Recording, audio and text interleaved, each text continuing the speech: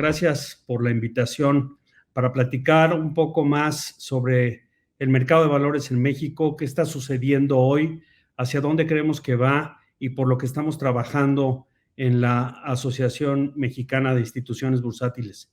México para nosotros es el principal objetivo, es no solamente el mercado de valores, sino tratar de hacer crecer nuestro mercado para que crezca nuestro país, ¿no?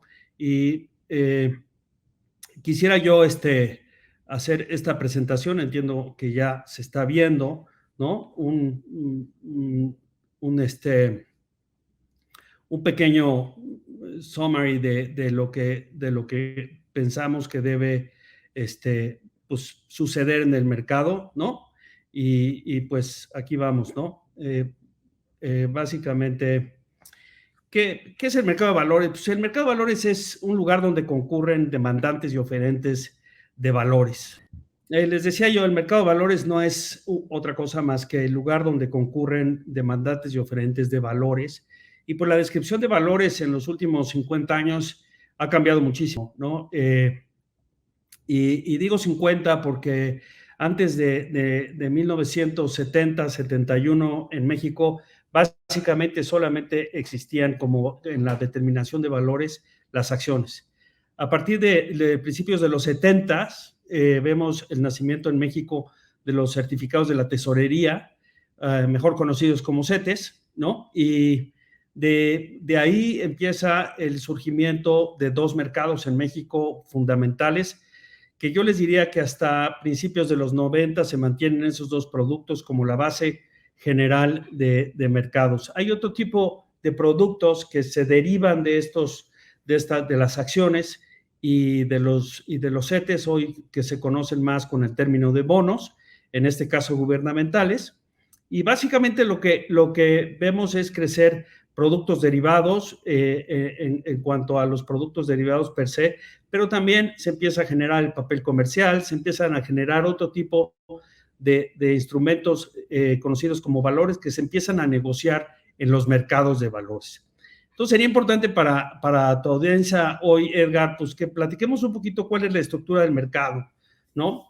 La estructura de mercado principalmente es un mercado de valores por lo general y necesariamente en los últimos 50, 60 años ha tenido que ser un lugar establecido de acuerdo a reglas y leyes expedidas por los gobiernos. ¿Por qué? Porque es un lugar donde las cantidades de dinero que se manejan son muy, muy grandes, donde están también como grandes emisores, que son los que venden los papeles en el mercado, pues son parte del gobierno. Entonces, para que el gobierno pueda participar en algo así, tiene que estar previamente regulado por leyes y regulaciones muy específicas, ¿no? Después de que ya hay un marco regulatorio, una regulación suficiente y basta para que crezca, para que se dé el mercado de valores, pues tenemos los emisores, que son, como ya decía yo, pueden ser los gobiernos, en este caso los bonos gubernamentales y algunos otros instrumentos que también los gobiernos emiten, no solamente en México, sino en el mundo. Pero los emisores que fortalecen mucho a los mercados de valores o que son, podríamos decir que de alguna forma los principales que hacen que se genere el sentimiento y el concepto de mercado de valores son los emisores, que son las empresas privadas y las paraestatales, ¿no? ¿A qué me estoy refiriendo a esto? En México tenemos alrededor de 150 emisoras listadas, que son empresas particulares o privadas que emiten sus acciones, que las venden a través del mercado, reciben un flujo de dinero por la venta de esas acciones, que como ya lo dije antes, esa venta se hace mediante regulaciones muy, muy expresas, muy concretas, muy particulares, que hacen que la venta de estas acciones cumpla con las regulaciones suficientes para que aquellos compradores, inversionistas que reciben las acciones o que pagan por ellas, no sean sorprendidos, no sean que no se les dañe en su patrimonio al adquirir estos valores por la forma en la que se vende. Esto no quiere decir que cuando tú compras un valor en un mercado de valores, se te asegure el que no vas a perder dinero. Eso es una mala interpretación de los mercados y es una mala interpretación de muchas regulaciones, no solo en México, sino en el mundo también. Aquel que se mete a invertir en un mercado de valores sabe que el mercado de valores tiende a fluctuar todos los días y prácticamente todo el tiempo mientras el mercado esté abierto. ¿Qué quiere decir esto? Que pues puedes ganar hoy y perder mañana o viceversa, o un ciclo de bajas, un ciclo de alzas. Ahora hemos visto los últimos 12, 14 meses después de los terribles impactos que hubo en los mercados de valores, ver resucitar los mercados de grandes bajas. Yo les diría, el mercado de México llegó a operar a niveles de 36,000 puntos y ahorita lo estamos viendo operar cerca de 52,000 puntos. Pues es un incremento de más de 40% muy interesante, que aquellos inversionistas profesionales, y quiero insistir en profesionales, porque son personas que están sentados, que viven de manejar inversiones, que viven de asesorar a clientes, aquellos que vieron la oportunidad y fueron precisos e invirtieron en esas bajas del mercado, hoy han tenido rendimientos espectaculares, tanto valuándolos en moneda local, como son los pesos mexicanos, como valuándolos también en moneda extranjera, porque también no he mencionado el tipo de cambio, las monedas, y las monedas son un participante muy importante de los mercados de valores en todo el mundo. Porque si sabemos, por ejemplo, que cuando el mercado de México operó a sobre niveles de 36,000 puntos, el tipo de cambio de México estaba sumamente subvaluado, llegó a operar a niveles de 26 pesos y fracción. Eso quiere decir que si un extranjero o un mexicano que tuviera otra moneda como el dólar hubiera vendido sus dólares a 26 y hubiera comprado el mercado de México a niveles de 36,000 pesos, de 36,000 puntos, perdón, pues no solamente hubiera tenido el 40% de rendimiento en el índice, de haber comprado el índice de precios y cotizaciones en este caso, por ejemplo, sino que hubiera tenido también un rendimiento superior al 25% adicional por haber comprado pesos o vendido dólares a niveles de 26. Eso quiere decir que los mercados de valores tienen ofertas muy, muy sustanciales, pero hay que tener siempre la asesoría de una casa de bolsa, de un fondo de inversión, de un promotor, de alguien que te lleve de la mano para invertir tus valores. También, como les conté esta historia de potencialmente un 65% de ganancia en un periodo de un poco más de 12, 14 meses, también hay historias negativas, no todas son historias buenas, porque pues es como en la vida, no todo siempre marcha por el lado que uno quiere, ¿no? Pero, ¿qué es lo que pasa? Estamos hablando de la asesoría profesional, estamos hablando de qué hago yo con mi dinero, además de cuando paso la línea del ahorro, que son recursos que yo tengo para manejar mis gastos todos los días, mis gastos mensuales, probablemente incluso anuales. Pero ¿qué es lo que pasa cuando tengo excedentes de ese dinero? Cuando yo sé más o menos cuánto voy a gastar mensualmente, semestralmente, anualmente. Puede ser que tenga yo excedentes. ¿Y qué hago con esos excedentes? Pues voy con un profesional. El primer profesional de acceso, por lo general, es una casa de bolsa o un fondo de inversión. Hay casas de bolsa que te reciben desde pocos montos de dinero, desde 10,000 pesos, 5,000 pesos, quizá menos. ¿Y qué es lo que hace? Pues reciben tu dinero y te dan asesoría y te dicen, oye, ¿cuál es tu perfil de inversión? ¿A dónde quieres ir con este dinero? ¿Cuánto tiempo lo quieres guardar? ¿A dónde quieres llegar con este dinero? Porque quizá ese dinero a lo mejor es porque tienes pensado comprarte un bien como un coche, o quizá más adelante una casa, o algo que es mucho más profesional y que sucede en todos los mercados del mundo, de mercados maduros o de países industrializados, es empezar a ahorrar desde que eres joven, desde que empiezas a tener tus primeros ingresos como empleado, como empresario, ¿qué es lo que haces? Empiezas a separar un porcentaje de tus ingresos y los pones en una cuenta especial para retirarte. Para eso puedes usar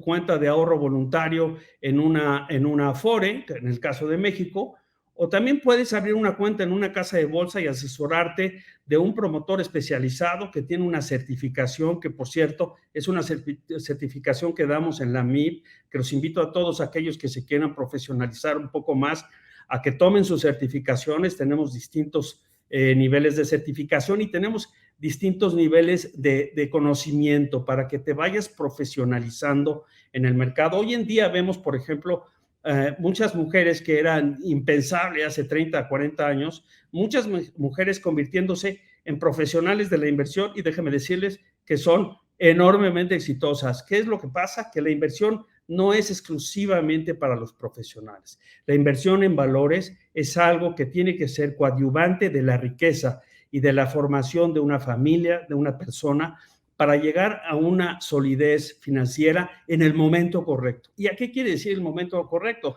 Bueno, pues para mí puede ser, por ejemplo, a lo mejor a los 45 años y para otro a lo mejor es a los 65 o a los 35, a los que tú quieras. ¿Y cuál es el objetivo? Obtener la suficiente libertad financiera. ¿Qué quiere decir?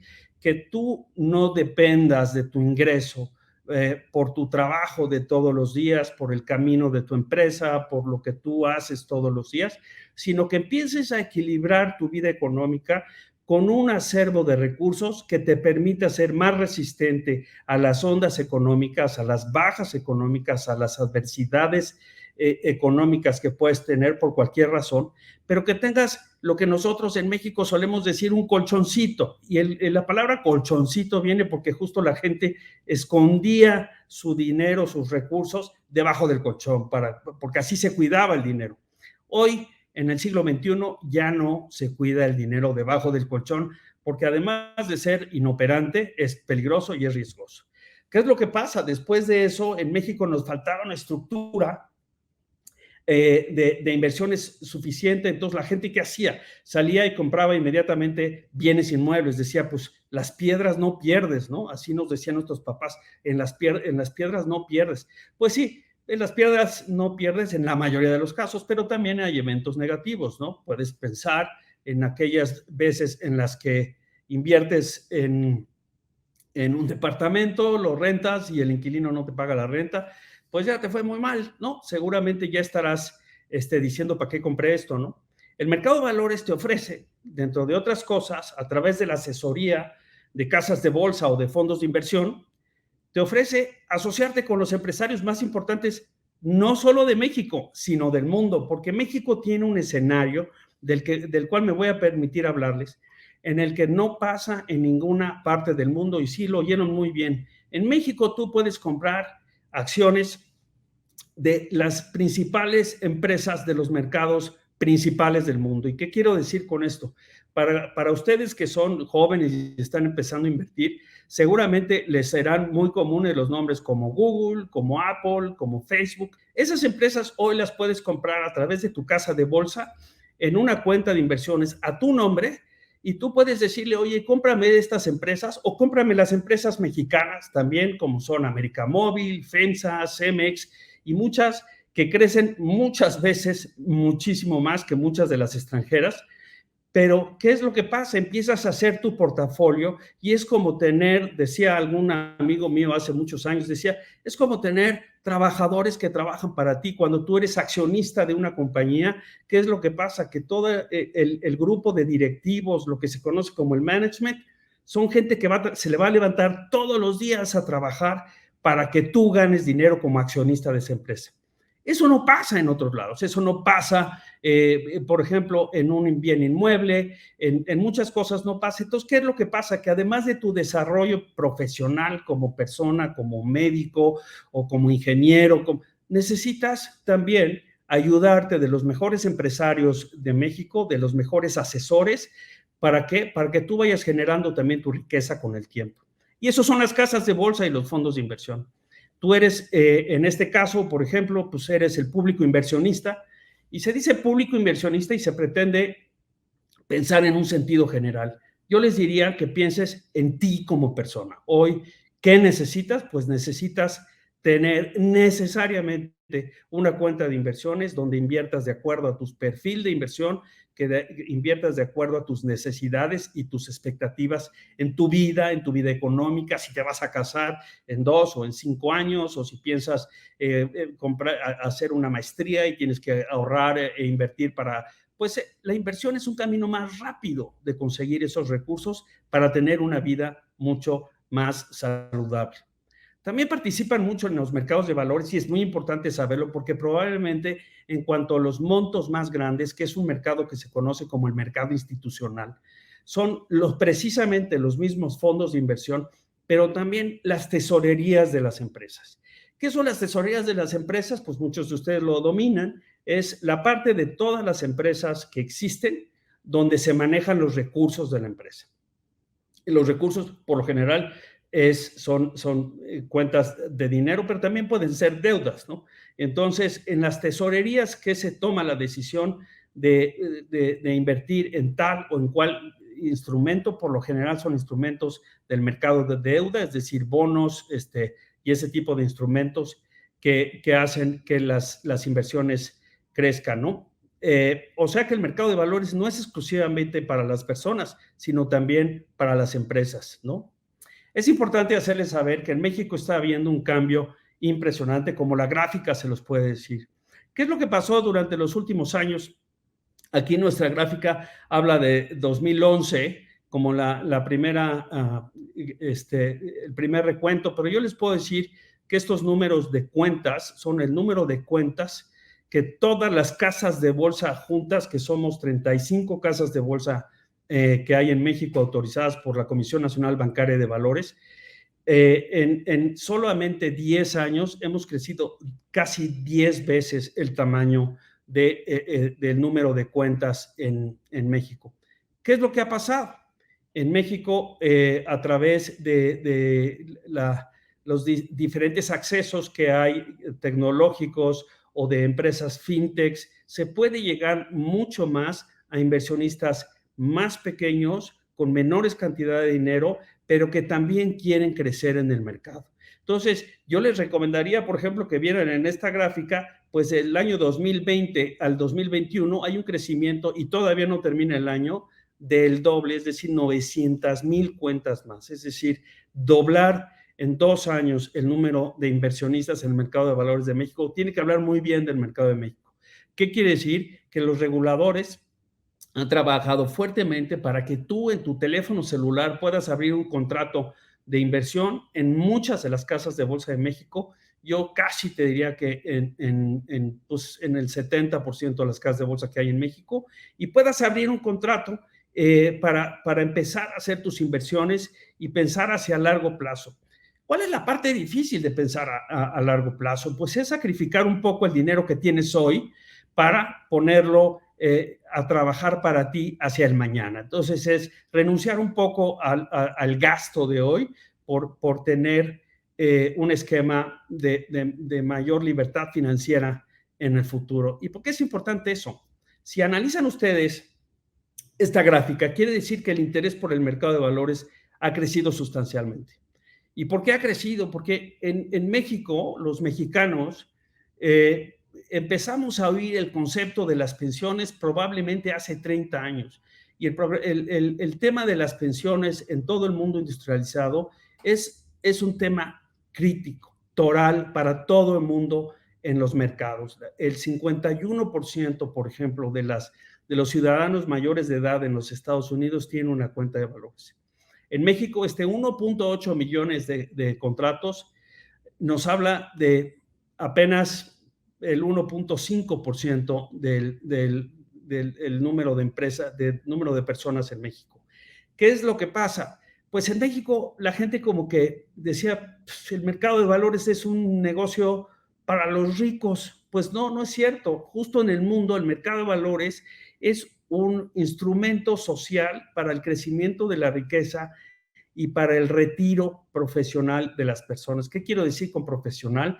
Pues que cuando te retires quiere decir que dejas de hacer una actividad, pero ahora sí tienes que tener dinero suficiente para irte con tu pareja a un crucero, para conocer África, Bueno, pues todo eso cuesta. Y cuando tú llegas a los 65 años, que hoy en México es más o menos la edad regulatoria de retiro, pues ya tu posibilidad de generar recursos es bastante menor que cuando tenías 40 años, ¿no? Entonces, no hay que tratar de llegar al invierno sin nueces, hay que acumular suficiente dinero, no para sentirnos ricos, sino para cubrir cuando seamos mayores. ¿Por qué? Porque nuestro esquema hasta estos años que ustedes pueden ver, quizá a lo mejor el 2017, 2018, ¿qué es lo que pasaba? Que la sociedad mexicana lo que hacíamos era recargar el retiro de nosotros o de nuestros papás en nuestros hijos, que a mí me parece, pues que es algo un poco injusto, ¿no? Porque tú como hijo ya naces con una piedra que, como el pípila en el hombro. ¿Por qué? Porque tú ya sabes que vas a tener que cuidar a tus papás cuando envejezcan. Creo que la forma de evitar eso, y es el mejor regalo económico que le puedes dar a tus hijos, es que no tengan que cargarte cuando dejes de ser enormemente productivo después de X años, ¿no? Yo creo que ese es un gran regalo. Aquí en México, este crecimiento tan importante del número de cuentas te está hablando de eso. México se está dando cuenta de que o tú haces lo tuyo por ti mismo o nadie lo va a hacer. Y eso es muy importante, ¿no? Ahora, hablemos un poquito de estos dos productos de los que hablábamos al principio. Eh, en, en México tenemos, como les decía yo, dos grandes vertientes. Sin embargo, como les decía yo, pues teníamos en México solamente dos productos a finales de los 70s, que eran los CETES y las acciones, ¿no? Hoy tenemos ya cosas muy interesantes. Tenemos los certificados bursátiles, que son emisiones de bonos, pero hechos principalmente por compañías o por fideicomisos. Muchos son a corto plazo y otros tantos son a mediano y largo plazo. La parte importante del plazo es que a mayor plazo, mayor riesgo, por lo tanto, mayor retorno o mayor tasa de interés que te pagan, ¿no? Y también hay bursatilizaciones. ¿Qué quiere decir? Esto es un instrumento interesantísimo que existe en México, que se da muchísimo todos los días, que es que si yo tengo activos que me generan cierto monto de riqueza, por ejemplo, pensemos en una empresa que es financiera de compra de autos nuevos, por ejemplo, ¿no? Que pasa muchísimo en México, hay muchas financieras. ¿Y qué es lo que hacen cuando necesitan más capital?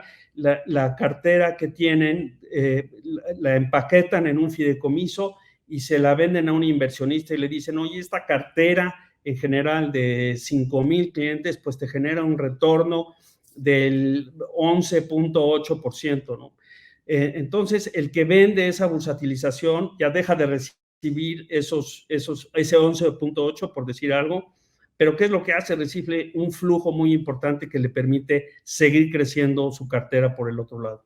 Eso es lo que es una bursatilización, eso es un evento bursátil muy importante. ¿Y qué es lo que hace? El que vende esta bursatilización busca casas de bolsa que le ayuden a conseguir compradores o un solo comprador de su bursatilización que quieran recibir una tasa de interés. El 11.8, por ejemplo, es un número que yo saqué al azar, pero dejen de comparárselos porque es un número interesante. Ese 11.8, ¿contra qué lo tenemos que comparar para saber si es bueno o malo?